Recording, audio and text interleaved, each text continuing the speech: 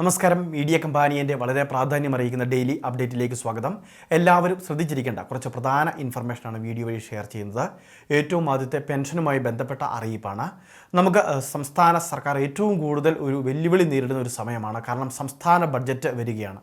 കഴിഞ്ഞ ബജറ്റിൽ പോലും പെൻഷൻ വർധനവ് ഉണ്ടായിരുന്നില്ല. അതുകൊണ്ട് തന്നെ ഈ പ്രാവശ്യം പെൻഷൻ വർധനവ്, അതോടൊപ്പം തന്നെ കുടിശ്ശിക പെൻഷൻ വിതരണം തുടങ്ങിയ കാര്യങ്ങളിലായിരിക്കും ശ്രദ്ധ പതിപ്പിക്കുക എന്ന് ഇപ്പോൾ ധനകാര്യ വകുപ്പ് മന്ത്രി കെ.എൻ. ബാലഗോപാൽ അറിയിച്ചിരിക്കുകയാണ്. ജനുവരി മാസം കുടിശ്ശിക പെൻഷൻ ഒരു ഗഡു, അതോടൊപ്പം തന്നെ തനത് മാസത്തെ ഒരു ഗഡു, അങ്ങനെ 3200 രൂപ വരെ വിതരണം ചെയ്യാനാണ് സർക്കാർ ശ്രമിക്കുന്നത് എന്നാണ് ഇപ്പോൾ അറിയിച്ചിട്ടുള്ളത്. അതായത് 3200 രൂപയോളം നമുക്ക് ഈ മാസം ഒരുപക്ഷെ ലഭിച്ചേക്കാം. കൃത്യമായിട്ട് ഇതിലൊരു തീരുമാനം ആയിട്ടില്ല. കാരണം സാമ്പത്തിക പ്രതിസന്ധി അത് കൂടി ഉള്ളതുകൊണ്ട് തന്നെ മാർച്ച് മാസത്തിന് മുൻപ് തന്നെ ഈ ആനുകൂല്യം നൽകേണ്ടതുണ്ട്.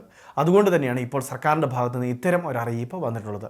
കുടിശ്ശിക നൽകുന്ന കാര്യവും അതോടൊപ്പം തന്നെ പെൻഷൻ വർധനവ് ഉൾപ്പെടെയുള്ള കാര്യങ്ങളും, ഈ കാര്യങ്ങളാണ് പ്രധാനമായിട്ടും ഇപ്പോൾ സംസ്ഥാന ബഡ്ജറ്റിൽ ഏറ്റവും പ്രധാനപ്പെട്ട ഒരു കാര്യമായിട്ട് സർക്കാർ പരിഗണിക്കുക എന്ന് വ്യക്തമാക്കിയിട്ടുണ്ട്. ഇനി അത് മാത്രമല്ല, നമുക്ക് ലഭിക്കുന്ന ആനുകൂല്യങ്ങൾ ഇപ്പോൾ മുടക്കം കൂടാതെ 20-ാം തീയതി മുതൽ 30-ാം തീയതി വരെയുള്ള സമയത്തിനിടയ്ക്ക് വിതരണം ചെയ്യുന്ന ക്രമീകരണം സർക്കാർ ഉറപ്പുവരുത്തിയിട്ടുണ്ട്. 2024 മാർച്ച് മാസം മുതൽ ഇതേ രീതിയിലാണ് സർക്കാർ ഇപ്പോൾ മുൻപോട്ട് പോകുന്നത്. ഇനി പെൻഷൻ വിതരണവുമായി ബന്ധപ്പെട്ട് മറ്റൊരു പ്രധാനപ്പെട്ട കാര്യം, പെൻഷൻ അർഹതയുള്ള വ്യക്തികൾക്ക് ലഭിക്കണമെങ്കിൽ വിവിധ രേഖകൾ കൃത്യസമയത്ത് ഹാജരാക്കേണ്ടതുണ്ട്.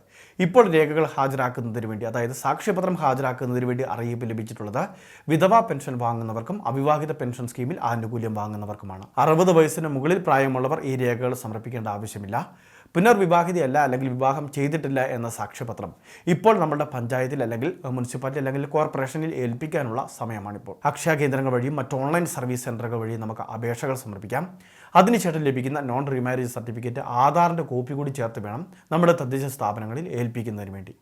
റേഷൻ കാർഡ്, അതോടൊപ്പം തന്നെ ആധാർ കാർഡ്, ഭർത്താവിൻ്റെ മരണ സർട്ടിഫിക്കറ്റ്, ഇതോടൊപ്പം തന്നെ വാർഡ് മെമ്പറുടെ സാക്ഷ്യപത്രം, ഇത്തരം രേഖകളുമായിട്ട് വേണം നമ്മൾ ഓൺലൈൻ വഴി അപേക്ഷകൾ സമർപ്പിക്കാൻ.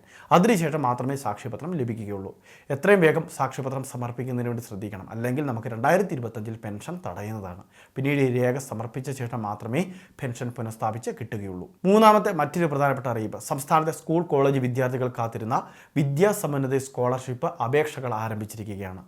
അക്ഷയ സെൻ്ററുകൾ വഴി, അതോടൊപ്പം തന്നെ കോമൺ സർവീസ് സെൻ്ററുകൾ വഴി, മറ്റ് ഓൺലൈൻ സർവീസ് സെൻ്ററുകൾ വഴിയെല്ലാം നമുക്ക് അപേക്ഷകൾ സമർപ്പിക്കുന്നതിന് സാധിക്കും. മാർക്ക് കൂടുതലുള്ള വിദ്യാർത്ഥികൾ, അതോടൊപ്പം തന്നെ കുറഞ്ഞ സാമ്പത്തികം, അതായത് വരുമാന പരിധി കുറഞ്ഞ വിദ്യാർത്ഥികൾ, ഇവർക്കായിരിക്കും ഇതിൽ മുൻഗണന നൽകുന്നത്. ഇവരുടെ തന്നെ ബാങ്ക് അക്കൗണ്ടിലേക്ക് സംസ്ഥാന സർക്കാർ, അതോടൊപ്പം തന്നെ മുന്നോക്ക സമുദായ കോർപ്പറേഷനാണ് സ്കോളർഷിപ്പ് എമൗണ്ട് കൈമാറുന്നത്. ഏറ്റവും അവസാനത്തെ പ്രധാന അറിയിപ്പ്, വഴിയോര കച്ചവടക്കാർക്ക് വേണ്ടി പ്രധാനമന്ത്രിയുടെ PM സ്വാനിധി എന്ന് പറയുന്ന പദ്ധതി വഴി ഈടില്ലാതെ വായ്പ നൽകുന്ന പദ്ധതിയുണ്ട്. ആധാർ വഴിയുള്ള തുക വിതരണമാണ് ഇവിടെ നടത്തുന്നത്. PM സ്വാനിധി പദ്ധതിയിലേക്ക് അപേക്ഷ വെക്കാൻ താല്പര്യമുള്ള വഴിയോര കച്ചവടക്കാർ ഇതിൻ്റെ വിശദ വിവരങ്ങൾ സഹിതം ഓൺലൈൻ വഴി വേണം അപേക്ഷകൾ സമർപ്പിക്കുന്നതിന്. അപേക്ഷയിൽ നിശ്ചിത ഗഡുക്കളായിട്ട് ആദ്യം വിതരണം നടത്തും. അതിനുശേഷം പരമാവധി 50,000 രൂപ വരെയാണ് ഗ്യാരണ്ടി ഒന്നും നൽകാതെ ഇവിടെ വായ്പ നൽകുന്നത്. ആധാറാണ് പ്രധാന രേഖ. വളരെ പ്രധാനപ്പെട്ട കുറച്ച് ഇൻഫർമേഷനാണ് വീഡിയോ വഴി ഷെയർ ചെയ്തത്. ഇതുപോലെ വിവിധ അറിയിപ്പുകൾക്ക് ചാനൽ സബ്സ്ക്രൈബ് ചെയ്യുക, ഫോളോ ചെയ്യുക.